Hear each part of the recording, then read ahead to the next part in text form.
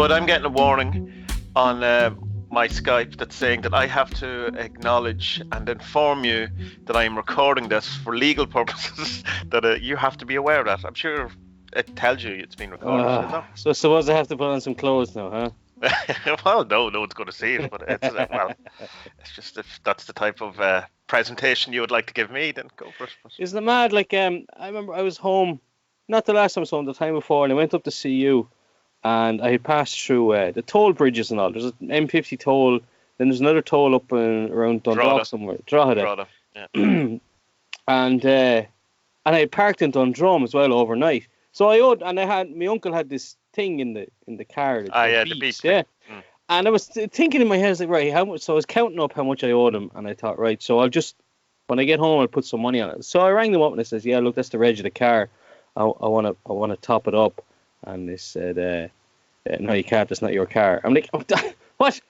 GDPR, mate. I'm like, no, but like, I want to give you money. It's like, we can't. It's like, but what? It's crazy. Like Ross Online, which is the revenue thing we have here, is like the hardest thing to get into or whatever. Like, you have to have a certificate on your browser, all this type of thing, as if someone is going to go in and pay your tax for you. You know what I mean? It's highly unlikely. Yeah. I got one of those scam text messages last night saying that my Bank of Ireland account had been frozen and that I need to log in with all my details into this very dodgy new bankofireland.com, it was called, or something similar. Really? But the actual number it came from was like 800-365, so I can 100% see people falling for it. Absolutely. Yeah, it's mad, isn't it? Yeah. Like, my dad used to get lots of those calls from scammers. But, how is your Microsoft doing today? So what? What's he talking about? Like, do you want to be a member of TalkTalk? Like, TalkTalk's not even in Ireland. Yeah. No, the best thing to ask them is like, there's a problem with your broadband, yeah. And you go, who provides my broadband? One time the guy rang up and I answered. I just went to him, you're one of these scam calls, are you? And there was this pause and he went, yeah. So fair enough. So have I been talking to you about Servant? Did I mention that last time, the TV show? The M. Night Shyamalan ding ding ding. Yeah, the Apple thing, yeah. Yeah, I finished it anyway. Oh, it's tremendous. It's one of the best TV programs I've seen in a long while, so I highly recommend it. It's one of those things where it just so easily could have fallen apart, and instead of falling apart, it expanded, and not in a kind of a terrible way. You know, where like in a murder mystery where just before the end, a new character comes in, and you went, "Oh no, that's not fair. You're not gonna do that. That's not on." Was it as good as like the OA then? The OA was great. It's very different, but like it's really good. It's as good as any TV program I've seen, and it, like when I was talking, I think it was around episode 8. Even if I had gone terrible, the suspense and the not having a clue what's going on up to that point would still have totally worth it. But I was delighted it ended in such a good way, because it's so hard, as we've seen before, to get surprised by TV shows. Yeah, of course, yeah.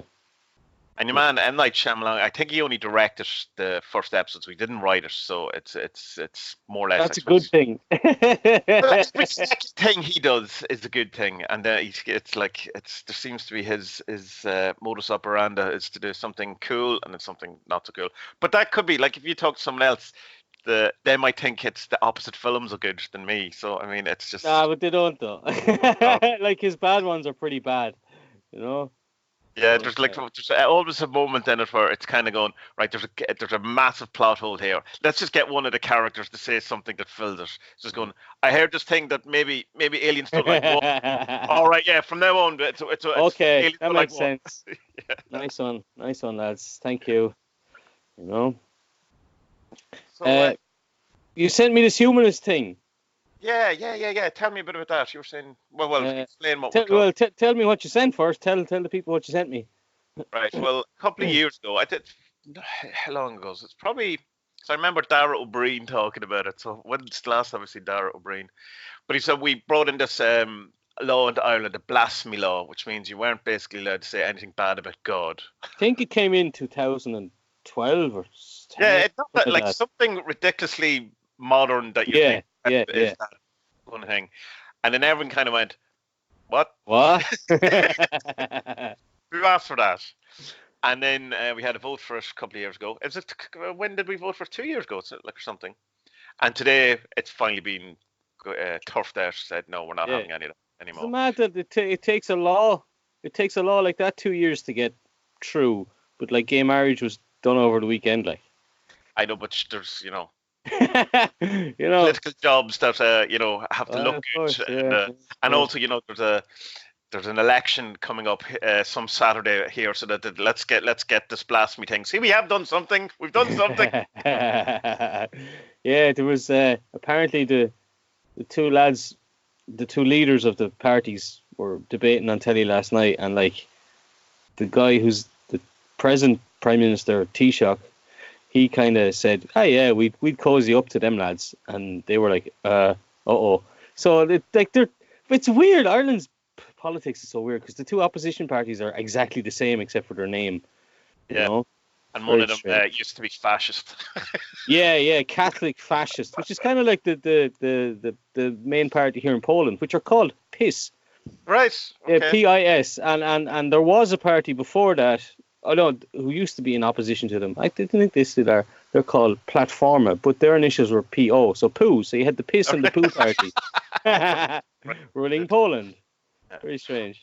Yeah, I used to be well up on all the Irish politics, and I used to listen to news talking as well. And then I was just going like, "What am I doing?" Yeah. Look, I definitely have this. But I think it's not, and I don't know whether it's because I just like to know what's going on, or if it's just you are kind of addicted to this kind of news cycle. Because I've been chasing up this fella lately. Because with my podcast, I want to kind of broaden out and do plenty of interviews as well with people. But like I have usually been doing the comedians and singers and stuff like that. But I want to start getting authors as well. And he has I'll give you his name, Rolf DeBelly. That's Rolf Harris. No, I'm not interviewing him. Tommie kangaroo down. Tie your children down, you big. Oh man. That was awful, wasn't it? Because I liked man. him. Yeah, like it's way worse that he was a pedo than Jimmy Savile, because Jimmy Savile was just fucking weirdo. Yeah, you look at Jimmy Savile and go, "I am not surprised." It's Rolf Harris. Do you know what it is? Yes, it's a paedophile. He got out there recently, though, didn't he? Rolf Harris. Which is he out? I don't know. I don't know. One of them got out recently. Well, no, anyway. Jimmy Savile. Anyway, he's dead. Anyway, your man. Or is he? he's on a beach with Gary Glitter and Kurt Cobain and all that. Epstein. Totally killed himself. Your man's name, Rolf DeBelly, right? So he has a book out called "Stop Reading the News." So I'm trying to chase him down and to get an interview, but I don't think my podcast is big enough for his publishers. But anyway, that's not going to stop me. Just lie. Yeah. Well, I have already. I was watching the Neil Gaiman masterclass, and one of his sections, the whole thing is that when you're starting off, I just lied to everyone. Oh yeah. Do that. Yeah. Oh yeah. I've told people. Yeah, I write regularly for the Irish Times, and I've written twice, which is regularly. Once there's another time, then there's yeah. So he has he has a TED Talk where he talks about 4 reasons why you shouldn't watch the news, but he's actually written a book. I think it's 15 reasons why you should never watch the news. And like even just after watching that, like last week, I think I've been on 2 news websites since, and I just immediately, once I realized what I was doing, I turned it off, because like it's really bad for you. The news. It's really bad. I've like one of the greatest things that I ever did was turning off Ian Dempsey. We used to and it's not that Ian Dempsey's fine. It's the fact that it's the news. Like every morning, the alarm clock would come on and Ian Dempsey would come on. And first of all, there would be a list of things that were terrible about the world and about what was going to go wrong. And then a few things at the end of what you can look forward to in the future to worrying about that might happen. Yeah. And it's going, you're starting your day with a list of just, Yeah, they have. I mean, I like that BBC Six. I like BBC Six. The music's really, really good on it, but I wish they'd shut the fuck up and just play music. Or if it was just like, the next song is this, or that last song was that, and then that's it. Like, I mean, I remember one of the best gigs I ever went to was the Pixies, and they didn't speak at all for the whole gig. Right. They just got up, played the songs, like just no interaction at all. Up, songs, thank you, I know that's when they spoke. They say thank you at the end of every song, and then that was it. They just walked off, and it was wonderful because there's not like you ever see like the likes of David Gray or who was that ginger fella? What's his name?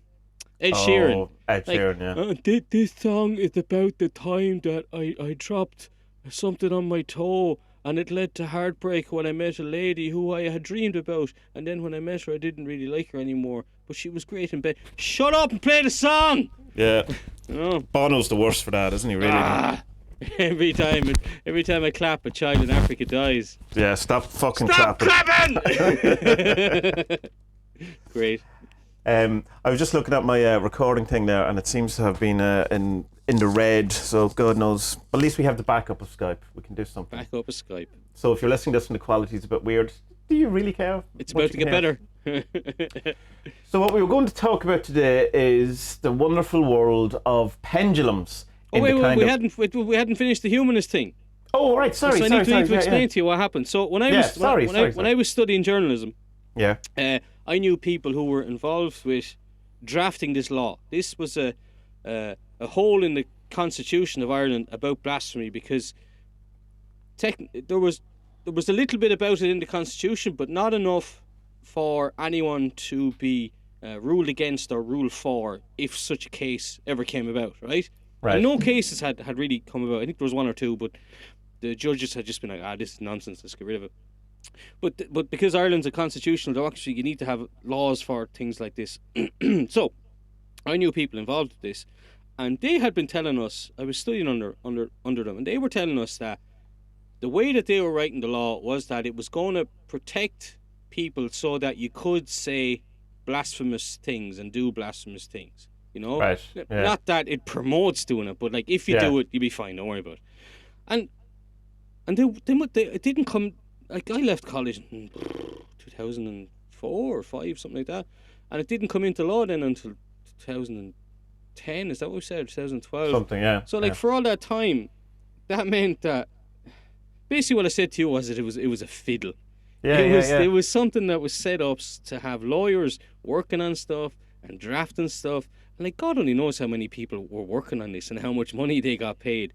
And then it becomes law, people go crazy about it, and then it gets voted out, and it's just like how much money was spent on this thing, which was completely meaningless. It's insane, isn't it? Was there anyone charged, or was there anything inactive because of the law, or anything like? Was there some... Not since it came in anyway. I think there were 2 cases years and years ago about it, but it had gone up to High Court or Supreme Court, and they were dismissed because, I mean, actually, kind of in most countries, judges are fairly liberal when it comes to the law, because it's all about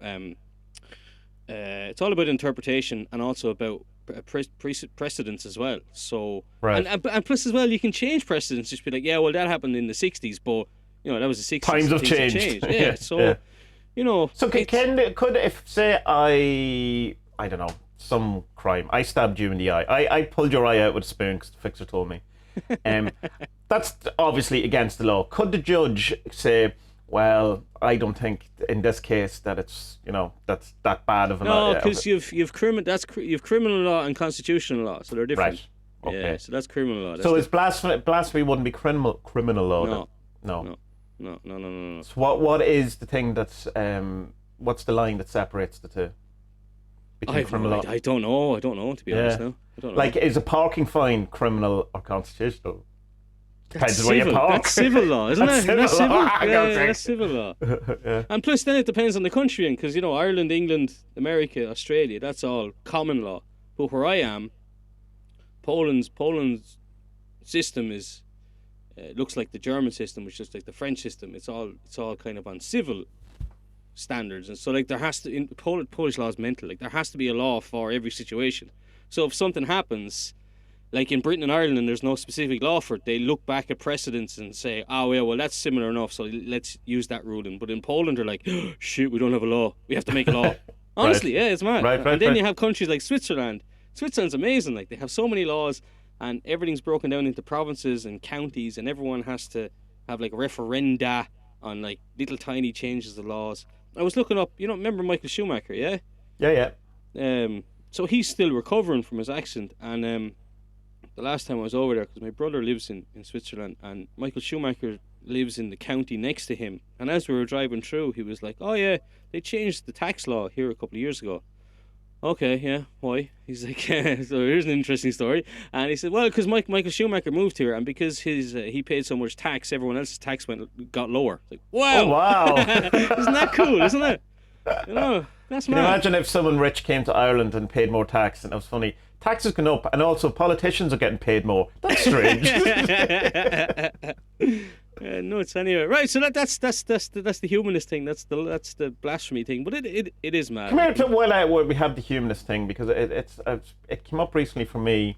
In the therapy I do is EFT, which is emotion focused therapy, but it's to make a big point of this humanist element, that it's a humanist therapy and stuff like that. It's not just another buzzword for atheistic. As opposed to what though? Yeah.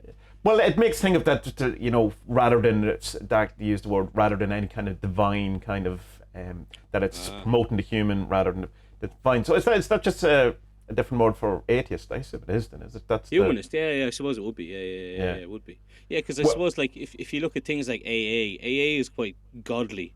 Yeah. Yeah. Okay, it's not. It is a form of therapy, I suppose, but there is like.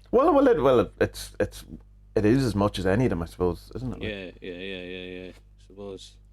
That's, it's less. It's more common or civil than like as an actual psychology science, which is seen as science or whatever. Yeah, it is mad as well. Like I remember actually we had a debate on it in school, and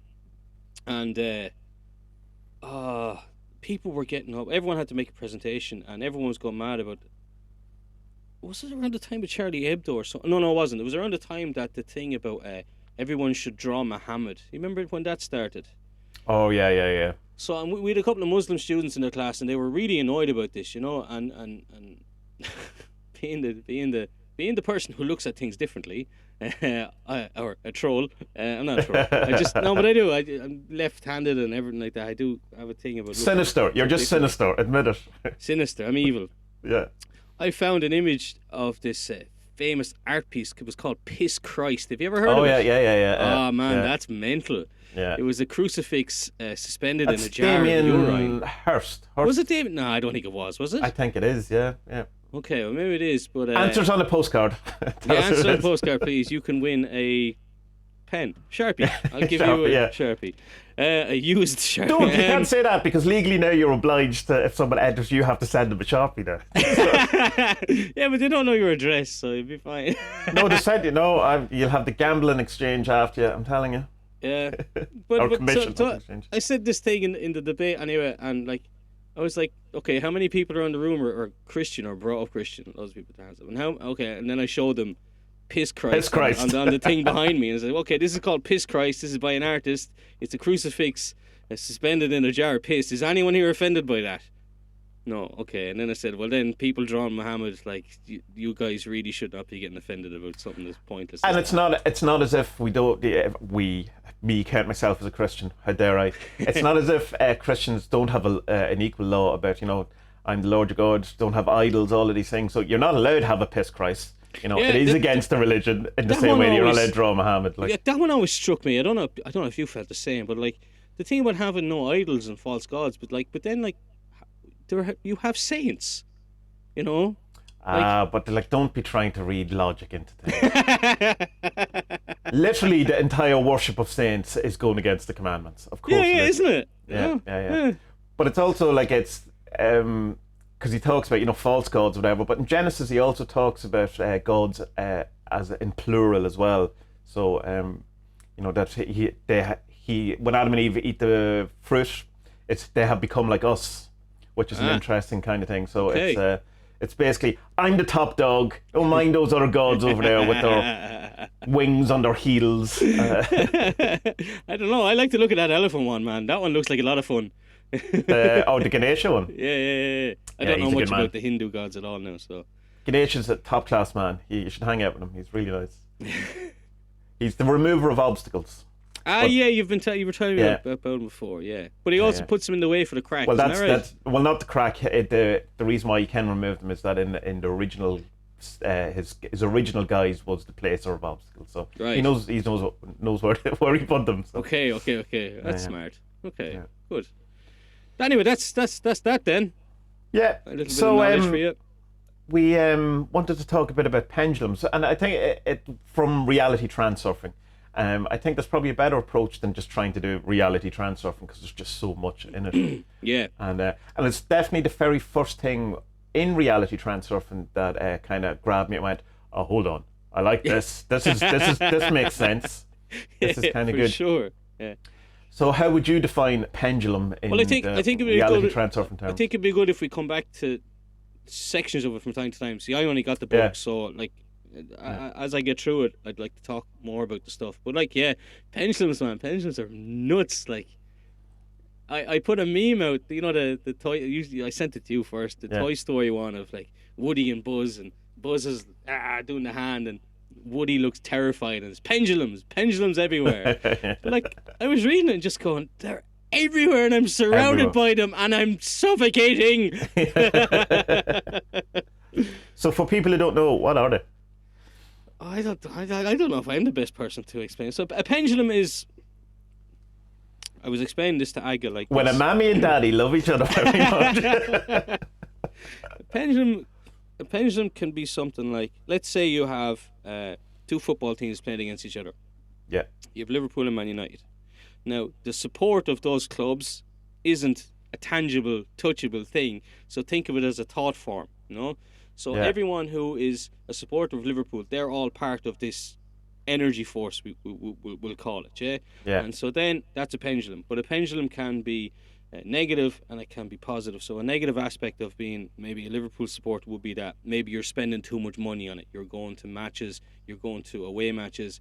It's leading to breakups of marriages and stuff like that. And You get pissed off when Liverpool lose. Yeah, you of get in course, bad and you're getting form. upset. Yeah. And Yeah. but a positive could be is that maybe they have enhanced your life somehow, that you've become part of a group who've accepted you or something like that. Yes, So yeah, they don't.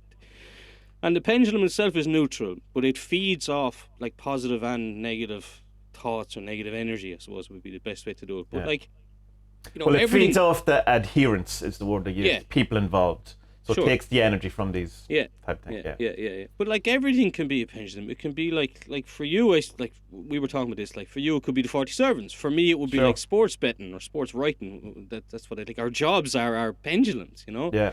Our relationships, especially like pendulums that are very difficult to figure out, are like family relationships. Because you can't really get away from them. Like your parents are your parents, and that's you're stuck with them. And it's kind of opened my eyes a bit to the way. I presume like this thing about the Rolf the Belly guy was talking about, his book. Stop reading the news. Like, it's funny how that came into my life at exactly the time I was reading about these pendulums. And I am someone who does kind of focus a lot on the media, but then immediately I've seen this, right, that's just a pendulum. Going to independent.ie or the journal.ie or the Guardian, whatever, and reading a bit of news, like, it's just this media pendulum that I don't need, and it's just... And then you can even kind of, I suppose, look at it as there's, in a sense, sub-pendulums. So you have media, news media. But then you also have Joe.ie, you have Broadsheet.ie, who have a very kind of distinct following or group think. I think one of the things that separates a kind of a pendulum from other things is that people tend to think the same way. That's the kind of the energy of it. It's a group thought, kind of, and if you get involved in it, you tend to start thinking like the pendulum, and you start thinking they're your opinions and they're your things. So you often find yourself getting caught up in, say, something on Twitter, and then you go away for an hour and you come back and go, what was I thinking? I don't even care about any of this, but it's just you get into that kind of sphere of influence of these things. So if you have a certain, if you only get your news from CNN, you're part of CNN's groupthink pendulum influence, and it's you become an adherence to CNN, and to the point of that you kind of find it hard, or anyone that is CNN, what does it's any of them, you'd find it hard, even if you disagree and want to actually disagree. Because you're part of that kind of a situation now. Exactly, yeah. I thought it's pretty interesting, well, even to go back further, like, why he used, like, look, I don't know what the original Russian that he used now, but I think it's pretty maybe coincidental, or it's good symbolically that he used pendulum as this idea, because pendulums have been used in magic for forever. So I thought, can you tell me a bit more about their use in magic? I don't really know. Pendulums would be mostly used in dowsing, which would be a kind of a divination type thing, where you would what you would see an awful lot is people kind of holding them and then getting it. If it spins one way, it'll be yes. If it spins the other way, it'll be no. Or you can set up a kind of a no thing. That's one way of doing it. But another kind of way, it'd be kind of like the thing, where you find water, that kind of thing. So there'd be elements of that. You can do dowsing with a pendulum over a map, try and find something that's lost. That kind of thing. It's as if it can. Some people are really good at it. I mean, it's easy to laugh. Small scale map, though, yeah. Well, small, But I mean, like most people who build houses in Ireland find a water supply. Some guy with two sticks. Rods, yeah. So I mean, it's whether there's an awful lot of water or not. It's a service that is appreciated enough that people pay for it. Like whatever. But you'd have it in that kind of thing, but it's not really used in the sense of pendulum in the reality transurfing. Mm-hmm. The equivalent name in magic or the occult of a pendulum would be egregore, which is it's defined as an entity, an energy that is created by groups, and that then has its own kind of agenda and moves on, and then kind of feeds off the group involved, which is pretty much exactly the same type thing. Which is when we were talking about the 40 servants before and saying that people get a bit strange about it. That's what they think it kind of is. This kind of autonomous, sovereign, have a life of its own, can ruin your life, can take over. So it's more egregore pendulum, whereas the servitor, I would see it as more as it fulfills a very a function of its own. It's not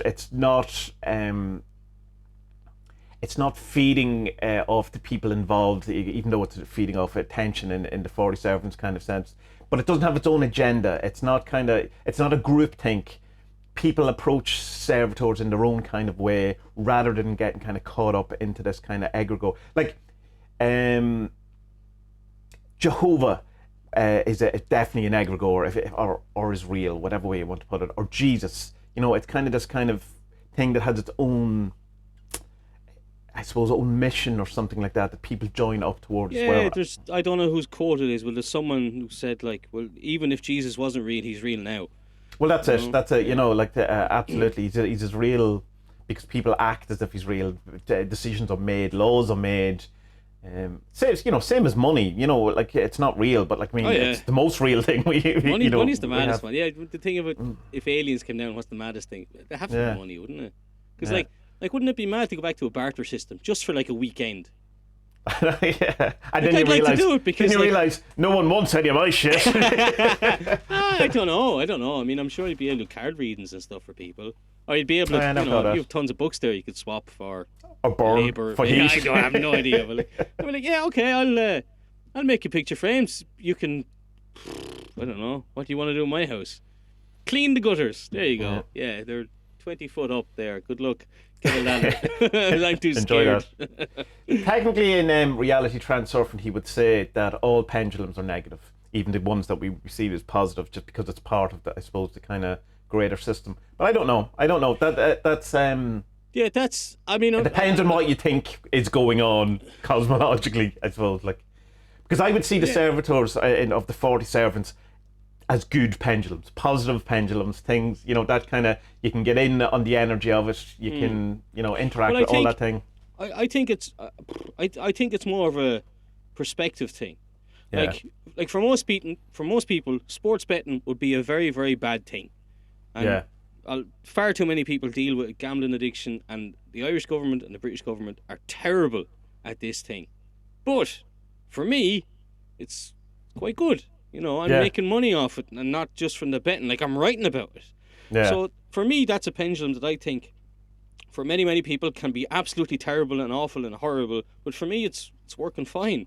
But you're still kind of an adherent to it. You're still sure. But there's a bit that he writes about that, like, pendulums are bad because they're a thing that live off energy, whether good or bad. But you can work with them and kind of take advantage of them. That was my reading. Yeah, well, of it anyway. there's the thing that he says how to get kind of negate a negative pendulum. One of the things he says is that the big thing to do is to ignore it, and it's kind of ignored in a very kind of definite way. It's not ignoring it but secretly worrying about it. It's not ignoring it but secretly not ignoring it. It's actually giving it no energy. Yeah, it's giving it no power. Yeah, no power. That kind of. So it's not like you say it's your family pendulum, whatever. It's not that you listen to your nagging mother or mother-in-law or whoever it is and say I'm ignoring that bitch. It should genuinely just go, that's her doing her thing. Wait, you don't. That's the thing of ignoring it.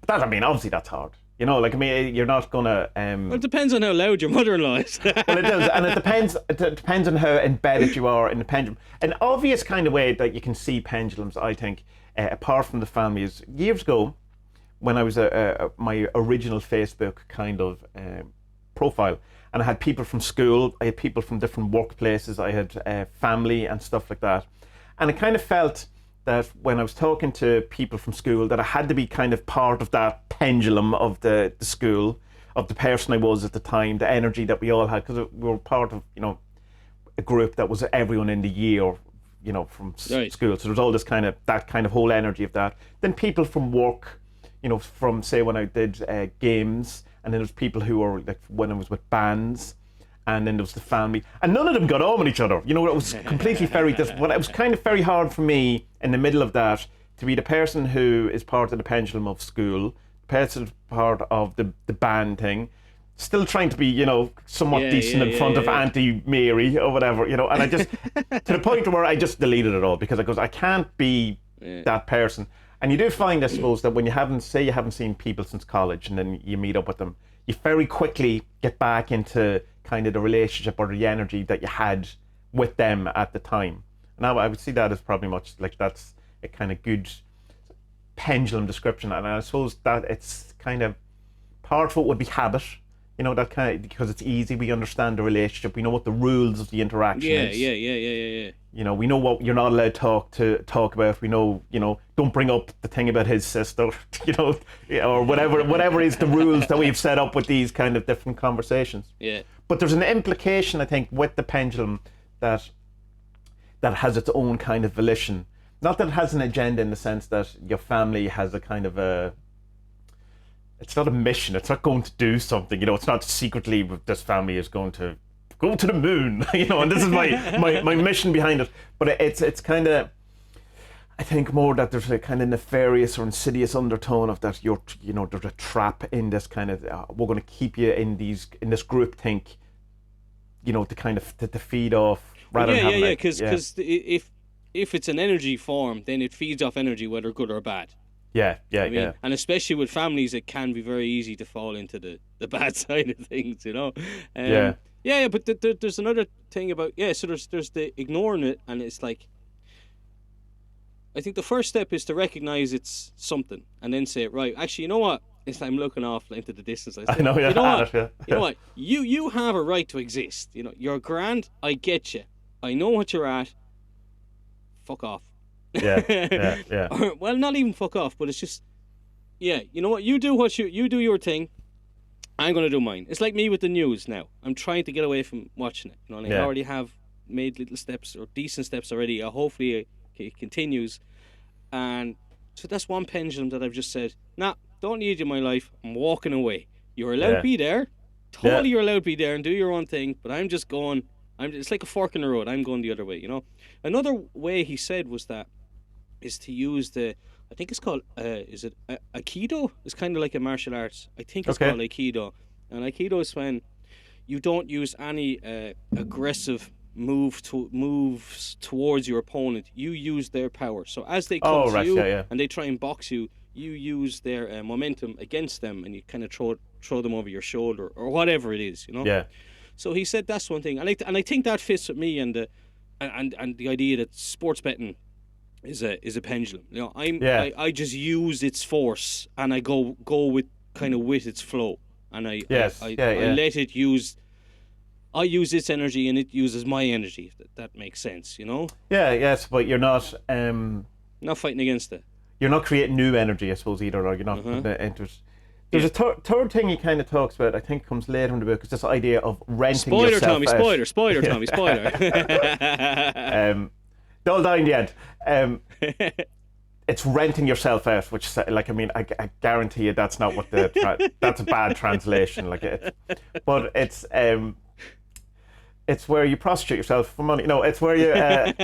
It's like, say you go to your family and whatever, and instead of fighting it, instead of going, Dad, you're racist and homophobic, or whatever your dad is, instead of trying to battle it I can't believe you're a Fine Gael man, have you, whatever political party, or I can't believe you like Man United, I'm a Liverpool man. Instead of doing that, you rent yourself out, which is, say, you give the person what they want. Yeah. Rather than, so you just go, Man United were great last night, Dad, fair dues, that's a great performance. Or, I understand the people from the other countries are coming in and taking someone's jobs, or whatever it is that the thing is. And it's like, it's in the understanding that you're playing a game, that you're doing it as a dissipation or whatever. It's not that it's not like the chaos magic thing of where you take on that actual belief of the other person or whatever. It's just negating the thing by, I suppose, in a sense, just pacifying them or placating them in a kind of thing, but not taking on, like, don't become racist to, because your grandmother's racist and you don't want to be the pendulum of it. It's like I'm sure you've read it or listened to it, the old How to Win Friends and Influence People, Dale Carnegie. I did years and years and years ago, so don't test me on it. It's very good, isn't it? I really liked it. It's very, very good. Yeah. And he says that in one of the things is that, like, if you go along to a party and there's someone you kind of don't want to be around, just kind of agree with them for a while until you find someone else to hang out with. It's easy. But I think people don't want to do that because, you have integrity. You must have integrity, and especially now when you have to fight for every cause and all of these things. You just go, it's okay. You don't have to. Every part of your life doesn't have to be a battle. You don't have to win every conversation. Of course, it's better you don't have to fight box clever. Yeah, and the other thing is, you're not going to change anyone's mind. You don't even have to box. I've never seen anyone change their mind because of an argument on the internet, for instance, ever. Or in real life. I think people just get exhausted by the argument and give up and go, we finish that next Christmas when you come back. But, you mean you won't be here for Easter? Yeah. No, you're right. There's another one as well. I remember from the book was that, like, if you listen to people, like, really listen to what they're saying, they will think you're the best person in the world.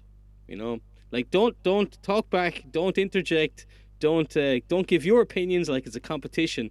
If you just listen to the person talk, as soon as you're gone, they will say you were the best listener and you are just a perfect friend. And I was like, Dale, I'm keeping that one. Thank you. Yeah. That is perfect, because it's such a sneaky way of making people think you're nice. Well, I suppose I'm being facetious. You're not. No, but it's I'm true. okay. One other thing, just while we're on that, one of the things you can do, the psychological tricks, is that if you want to ingratiate yourself with someone, is to ask for their help on something. Yeah. Minor. And then that kind of seems to make people like you more. Not in something big, like, don't say, can you come and clean out my gutters? it's like, can you loan me a pen? I need said, give me a hand with the ladder, will you? Yeah, like, all right. Yeah, that's it's mad, isn't it? Yeah. But funny. The thing that I find though about pendulums that he doesn't really talk about, because he says it's a group thing, But I can definitely recognise ones that I have for myself. Now, that might be part of a bigger team or something like that, but there's definitely like, kind of like in the sense of a hang up or kind of a bad kind of trait. And I have a huge kind of thing that I fall into. A thing is this kind of victim mentality thing, and it's kind of, I could see it kind of playing out in my life, and then you get so. I had it like a couple of years ago. I had a clarity on it. I go, geez, look at what I'm doing. This is putting myself as a kind of victim to the world. The world is against it or whatever, and it's kind of messed up a bit with like fear of success or fear of failure, or one of those things, because you kind of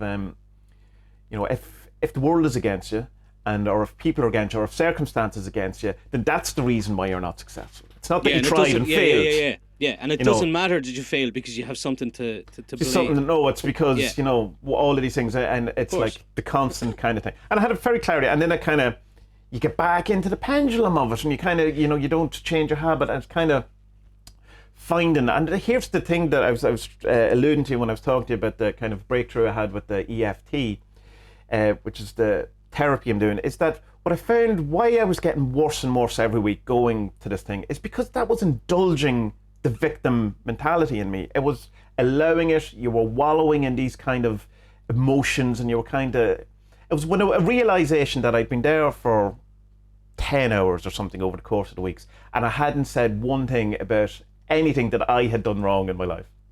It was all about what other people had done or what life had done, and it's kind of going, all right, so you're fucking perfect, are you? And you never did anything bad to anyone else in the world. And it was kind of like, that's an interesting. And then you go, oh, I remember that time when you realized you were playing the victim constantly. And I was going, all right, oh, you're doing that again. Well done. Again. Well done. And I mean, it's obvious to people around you, but it's you can't tell a person who thinks they're a victim that they're the problem, because that's. It's absolutely opposed to their thinking, because it's the world is the problem. So that's the thing about the EFT. It's just that you go in and you go, oh, well, how does that make you feel? Well, it makes me feel like a victim. And where in your body does that? And well, it's on my heart and this kind of. And so when you're doing that kind of thing, and it's weeks of just indulging in kind of pity me, kind of self-absorbed kind of things, which is fine if that's kind of what the process is meant to be. Let a fool. Persist in his folly, and eventually he will find, that he's wrong. But sometimes when you let a fool persist in their folly, they do really foolish things. Yeah. So it's a dangerous kind of a thing. I don't think it is. Going by the literature and stuff like that, I don't think it's kind of to make you realise how, I suppose, bitchy towards the universe you are, or how self-pitying you are. I think it's genuinely meant to, to get you in touch with your feelings, man. So, wait now, were you supposed to have noticed this before? No, I don't think you're meant that. I don't think the process of EFT is that you're meant to realize this. I think you're meant that the idea is that you realize that, oh, my dad or my grandmother or whatever hurt me, and oh, I didn't realize that I was carrying this hurt around with me, and now that I've described it and feel it in my body, I can release it. I think that's what it is. Right. But if you are looking to indulge your victim mentality, go, oh, it turns out my grandmother really hurt me. I have another string on my bow, and I'll just go, because there's a thing you do. It's called chairs, and it's very much like the Gestalt therapy of where you pretend you're talking to the other person. And I was going, well, I don't see the utility of this, because I've said all of these things to the actual person, and it didn't make me change my mind about how I was feeling. Oh, we'll do it anyway, and this kind of thing. And what I found is it felt like a game. It felt like role playing. It felt like. When I was kind of indulgent in my head and having the arguments with people and the justifications and all that, when it was saying it out loud, I couldn't get angry. I couldn't get annoyed in the way I was. And that's because because it is fake. It's you're talking to an empty chair, man. Well, not even that, but it's fake that you realize by externalizing it, and you're meant to be trying to get your emotion out, is that that's not my emotion. I'm trying to solve an insoluble problem, whereas that I don't want to not be a victim, because that is my modus operandi. So that by saying, when I'm having conversations with different people pretending they're in chairs, it's like going, it's not going to do anything, because that's not my problem. Yeah, okay. Because I said, if I don't say it to, say I had an issue with my grandmother, and I said it to her before she died, and now I said it to her in chairs, and it didn't make any difference either time, because my problem isn't with her. It's that I've used that interaction to feed the pendulum of or to justify certain behaviors, or to justify it. So it starts with the emotion. It starts with the thing, victim, and then let's look for things to back that up. Let's justify that. It's like when you wake up in a shitty mood, and then you make sure that anything that happens to you justifies your mood. You make coffee. Oh, look at the fucking thing spilt. Oh. And it's just like, it's like so shitty when you see it, because once it's kind of very, you feel not revealed, what's the word? Well, you do feel revealed, relieved, Jesus, brain. That, oh, well, thank God, something. But then you kind of go, oh man, that's tremendously embarrassing. You know what I mean? Like, oh no, I've been doing that. And the worst is, I knew years ago that I have a tendency to do that. But having done that, I go, my breathing has changed. It's unbelievable. I'm like noticing, but like we know that we take so much in our breath, and that when you're angry or you're stressed, you shallow breathing, all these type of things. But I didn't realize I was constantly doing that. That I wasn't ever allowing myself to. So it's an interesting one. I have to go back to her on Monday and say, yeah, I'm not doing this anymore. Can we do something else? But I don't think I can because I'm locked into that. How many more weeks of it are there? 8 to 12. It's because it's like it's locked into this study and actual thing. So it's not I'll probably just have to. Go in and make stuff up. Like the next time she asks you, like, how did it make you feel? Like a fucking stegosaurus. Where on your body do you feel that? My ear. In my. You could be like, well, I feel it in my body when I imagine that I'm a Tyrannosaurus trying to change the bed sheets, and then my hands are flapping, and I feel it in my flappy hands. Then see what she says. I feel it in my fingers. I feel it in my toes. Copyright strike. Yeah. Victimhood is all around me. Let's make this feeling grow. But it's mad because as well, because like, not in a competition way, but like when I was doing the therapy, a lot of the stuff was I was quite unhappy with where I kind of was in life, and a lot of the stuff was like, we probably would have been friends then. Like I had this huge anger on Facebook. I was always complaining about Polish politics or Irish politics, and it wasn't the problem. The problem was just me being unhappy or miserable. She never said I was depressed, but I never asked her if I was depressed, because I don't think I wanted to know. I certainly didn't want to be depressed because, like, I went to 2 doctors in Ireland. I was like, yeah, look, I'm in awful form. Like, I think I'm pretty down. And they were just like, well, what do you want to prescribe me? I'm like, no, I don't want drugs. Like, yeah. They're like, oh, okay, you weirdo.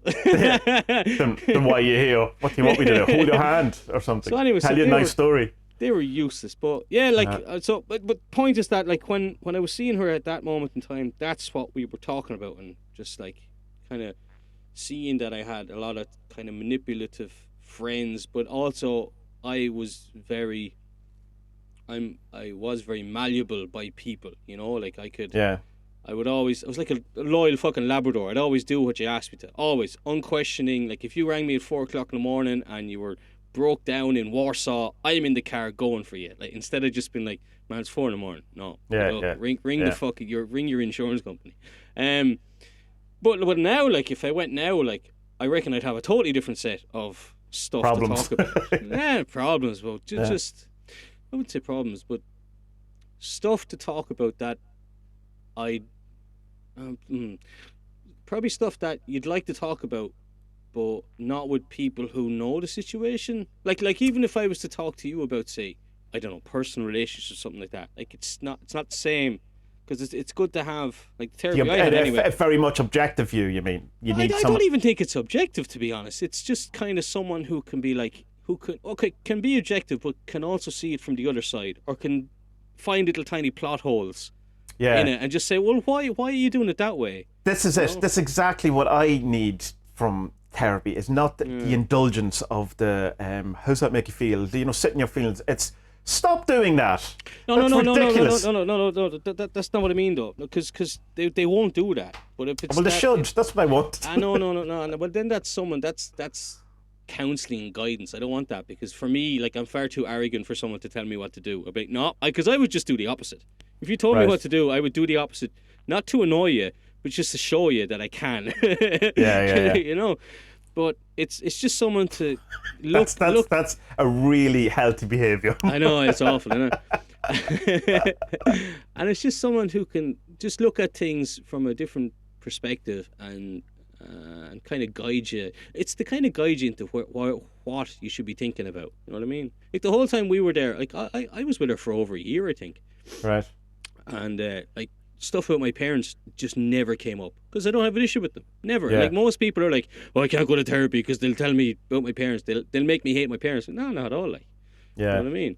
So yeah, I don't know what my point is. Yeah, no. I think we're talking about the same thing. Like, I mean, not necessarily saying someone going, oh, stop that, but I mean, someone who can see what I'm doing and show me how to stop doing that. Yeah, it's just someone with fresh eyes and say, look, come on, you're a classic case of this. You're grand, like, you know, calm down. But that's not what I'm getting. What I'm getting is indulging in my behaviours further. Yeah. Which is not good for me. It's not. No, just maybe this is some new type of therapy that hasn't been around. Oh, well, it's around long. I think I can see great utility in it if you have issue with someone who's dead or you can't talk to anymore. And I'd say you could probably find a good release in sitting down and verbalizing a conversation with, an illusionary version of them on a chair or something like that. And I think if you have actual repressed emotions, you probably would discover them and stuff like that. But no, when you're just a little shit who feels sorry for himself constantly, it's probably the exact opposite of what you want. Bitch, you know? Yeah. But so what's the next step then? What do you want to do with this information? I don't know. I had already told her I wasn't coming back, and she rang me and goes, "Come back for at least once, and we'll talk about what else we can do." So my usual thing is if I'll rehearse and I'll have it all worked out, I'll have a script or whatever that exactly, and I'm just not.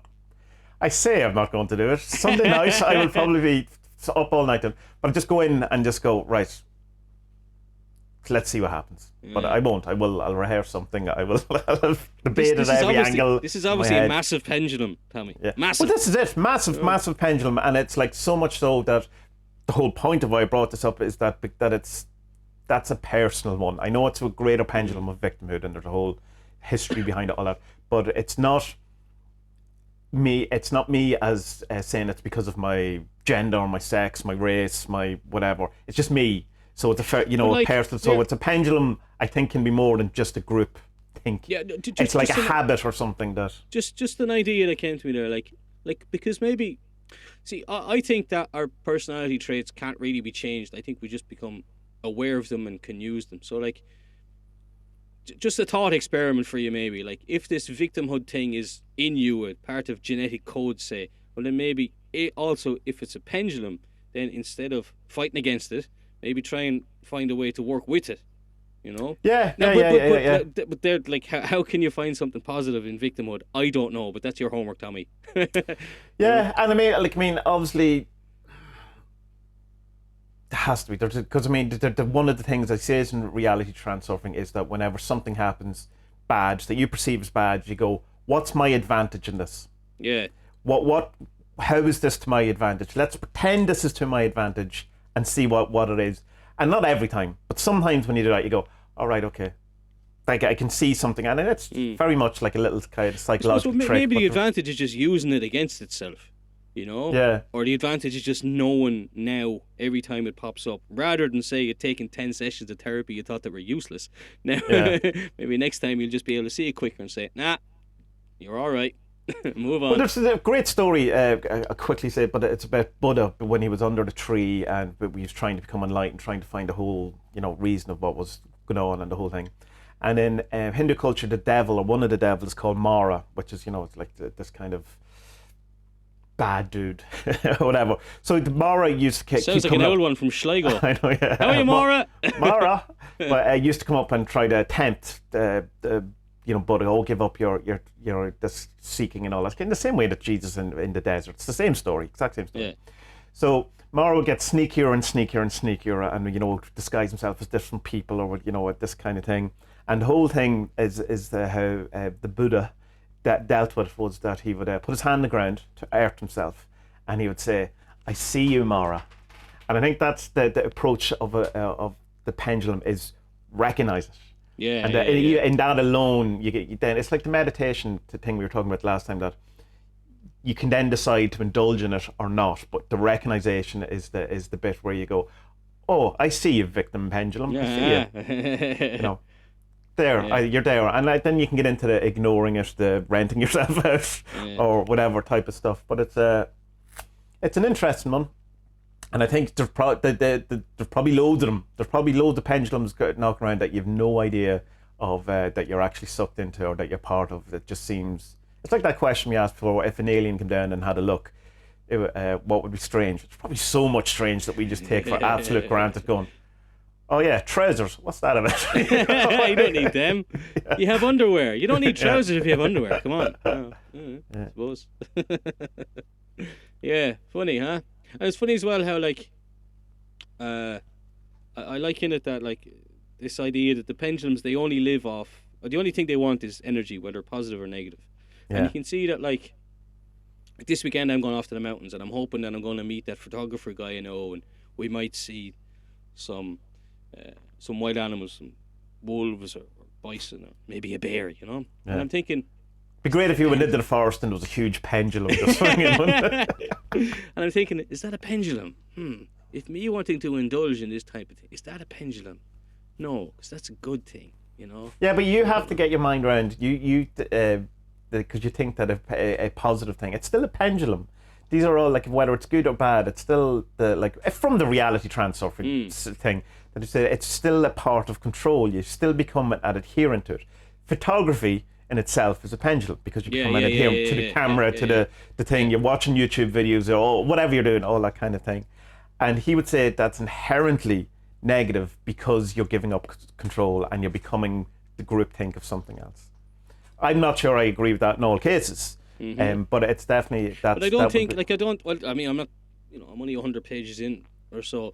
Like, I don't think there's any way to avoid pendulums. I think it's just about picking your battles and picking the ones that work for you. So far. Yeah. That I have that I've gone into it so far. You know, like, obviously there's. I think negative ones are easier to see and pick out. Like the media, for example, in my example, right? I don't need that anymore. I'm going to stop with the news.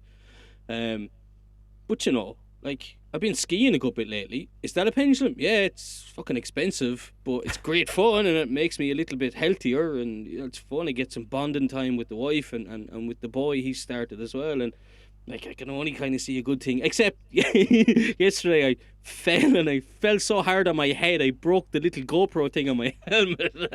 Is the footage worth it though? I didn't even have it on. Oh no! Jesus, a waste of a massive fall. Like, I don't even know how I did it. Like, and it's the second time I fall. Like, maybe there's something squishy about my head.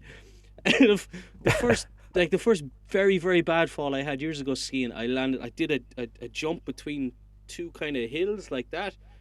And I was trying to jump from one to the other. It wasn't right. Maybe there was like a meter and a half between the two. You go up one and land on the other. No, right. I landed right on the apex of the other, and both skis came up and whacked me right in the forehead. And boom! And I couldn't ski for the rest of the day. I wasn't concussed or anything, but I was just like, my head was up my arse. You know, I had that Jinx Lennon song in my head for the rest of the day. My head is slowly disappearing up my own arse. That's a song. It's great. But yeah, and then yesterday, I fell right. I don't know how I did it. Like, I was leaning in the other direction, and I just went. I landed on my head like an idiot. I was seeing little stars for a minute, but it was all right then. Yeah. You anyway, survived. You lived. Yeah. So pendulums are mad. They're good to think about. There's a really good if you're curious about the transurfing thing. Just search Transurfing Medium article. You'll find a good one. It's not written by the guy Vadim Zealand. It's written by someone who...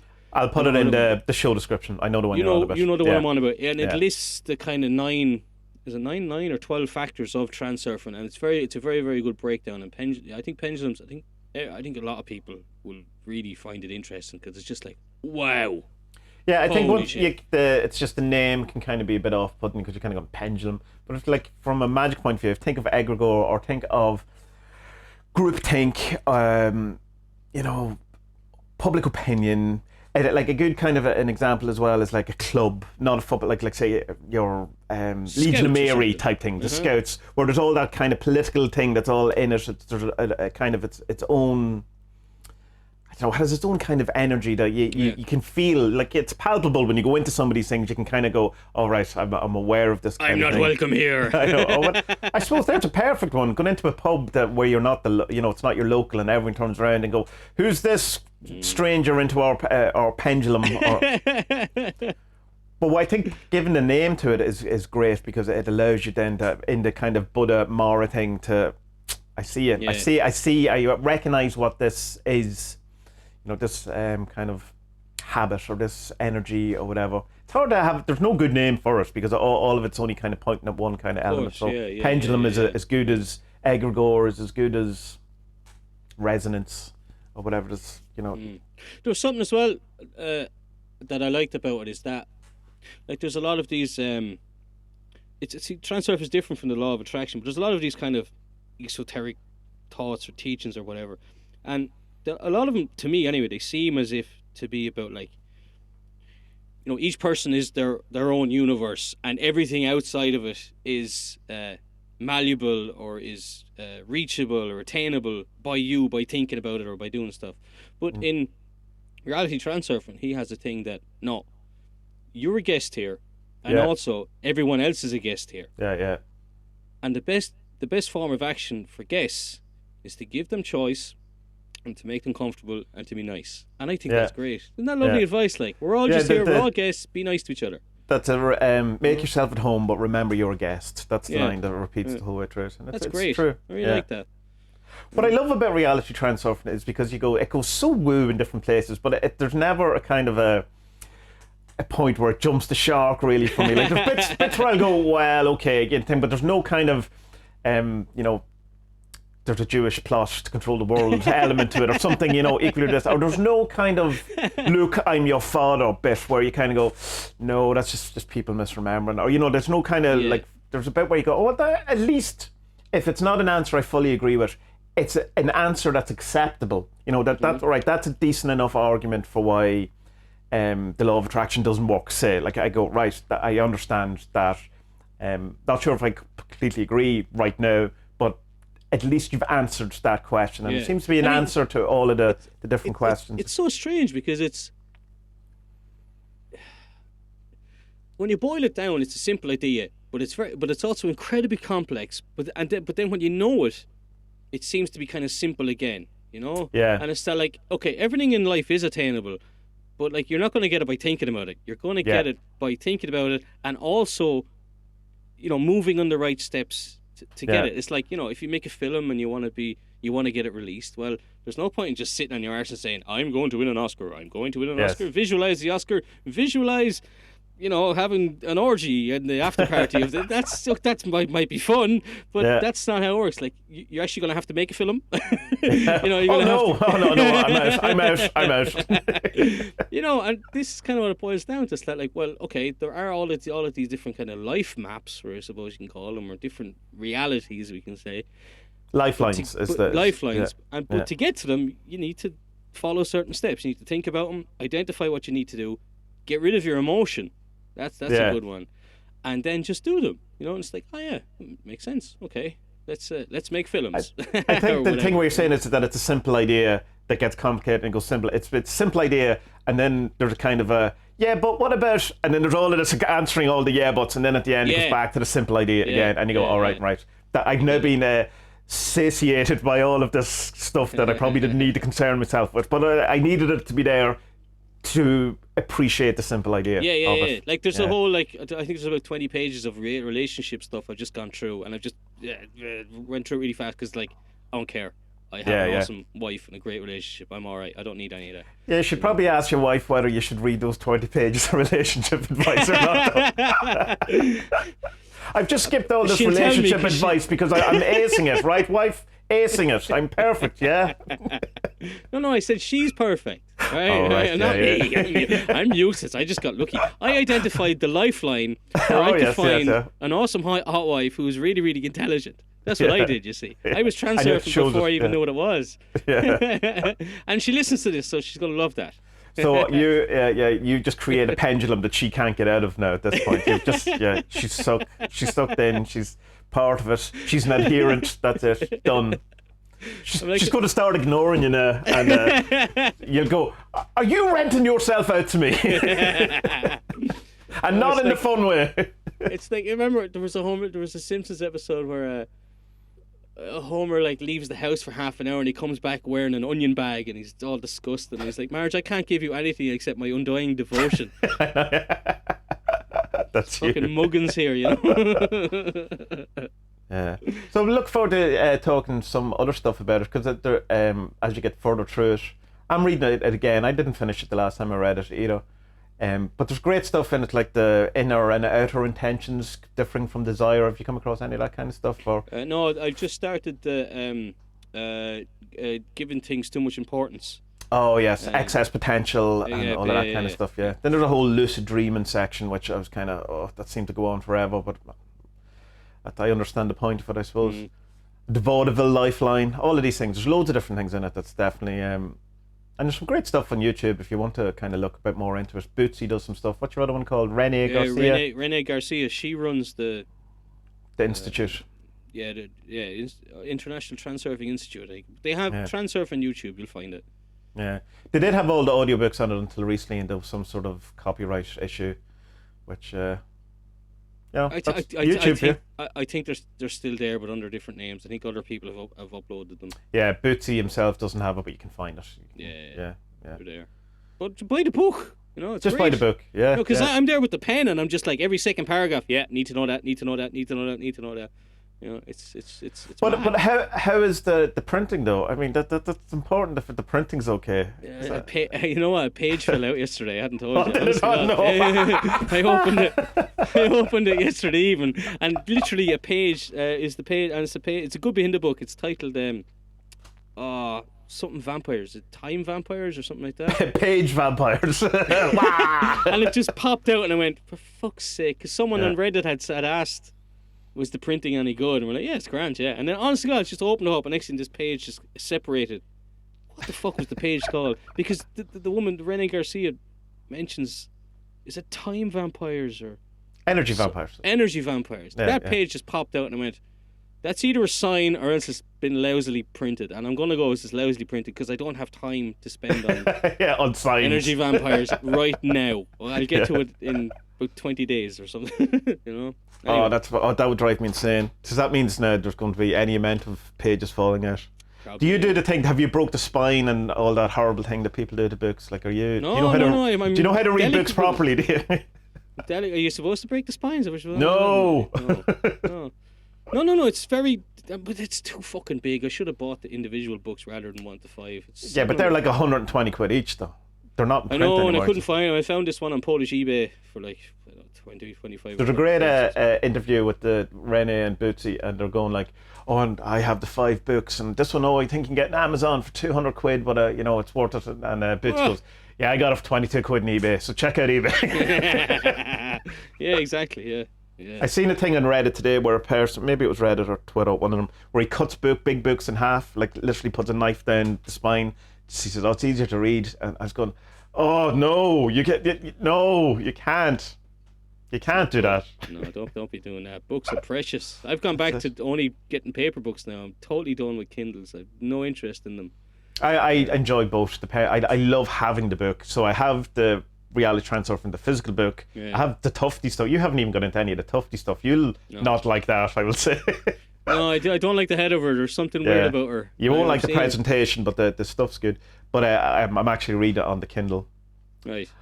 Some stuff. It depends on. I like being able to switch between audiobook and Kindle books. I really enjoy that, so that if I'm driving, I can still be reading my book, kind of thing. Yeah. So I don't know if I didn't have that, whether I'd be reading that much on Kindle. Anyway, who cares about my reading? How I read things? Jesus Christ. Right, come on, Tommie. I'll go make the stew. Right, okay. Tell me how much of a victim I am. Will I play into my needs? This pendulum is fading. It needs to be. It needs more adherence. Don't the Man United fans always get in trouble with Liverpool fans, don't they? Because they have a song. They have a song about Hillsborough. Right. You're always the victim. It's never your fault. Which is horrible when it's connected with Hillsborough. Yeah. It's kind of funny as well. Well, it's not funny with Hillsborough, but it's funny to say it to other people because it's like, it's everything is. It's all the world. Fuck the world, man. The world's a horrible place. It's terrible. It's awful, Tommie. You were born under a black star. Basically. Yeah, particularly me. I have it hard, right? me. Yeah, that's what I mean. You personally, you were born under a black star, and it's just bad timing. It's unlucky. I mean, even the night that you were conceived, it was howling dogs and cats were having sex with horses, and it was just everything was wrong with the world that night, you know. And sure, you never had a chance. No, I should just feel sorry for myself because it's right and just, and it's what God wants. Here's the silver lining. Make fun of it. Yeah, well, that's it. The vaudeville lifeline, as they say in Reality Transurfing. Right, bye. Bye bye.